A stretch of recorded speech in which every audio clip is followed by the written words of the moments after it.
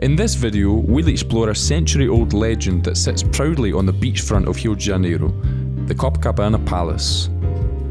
As Rio celebrates the centenary of one of its most famous buildings, we'll uncover some of the biggest moments in the hotel's history, often entwined with the history of Brazil. In 1923, President Epitácio Pessoa envisioned a tourism hotspot in the nation's capital, with the aim of attracting visitors for Brazil's centennial independence celebrations.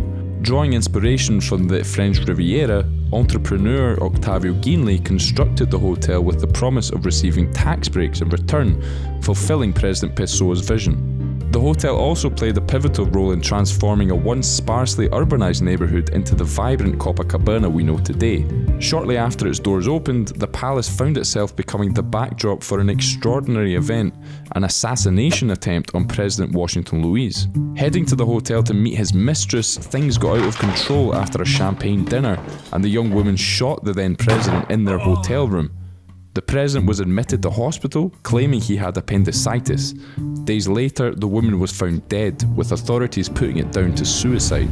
Shortly after, in 1934, when President Getúlio Vargas partially legalized gambling, the Copacabana Palace embraced its role as a jewel of Brazil's casino age. And among the hotel's distinguished guests was Colonel Benjamin Vargas, President Vargas's brother, who became a character in his own right.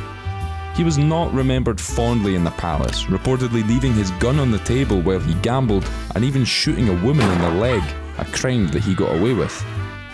Gambling was then prohibited in 1946 and the Copacabana Palace had to rebrand itself.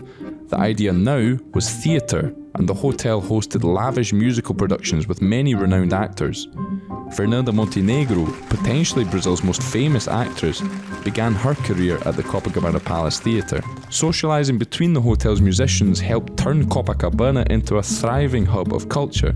The so-called Beco das Garrafas, or Bottle Alley, is located just a couple of blocks from the palace and is known as the birthplace of Bossa Nova. In addition to hosting global celebrities from Queen Elizabeth II to Madonna, and having the iconic Brazilian musician Jorge Benjor as a permanent resident, the palace also served as the backdrop for the Rolling Stones' 2016 performance on Copacabana Beach, in which they built a catwalk to reach the stage directly from their hotel room. Taking place on New Year's Eve, the show was massive, considered one of the largest free rock concerts in history, but the actual record was set at a Rod Stewart gig back in 1994, also on Copacabana Beach. Over its 100 years, some of the pivotal moments in Rio's and Brazil's history have been intertwined with the Copacabana Palace. So let's see what the next century has in store for one of Brazil's most iconic landmarks.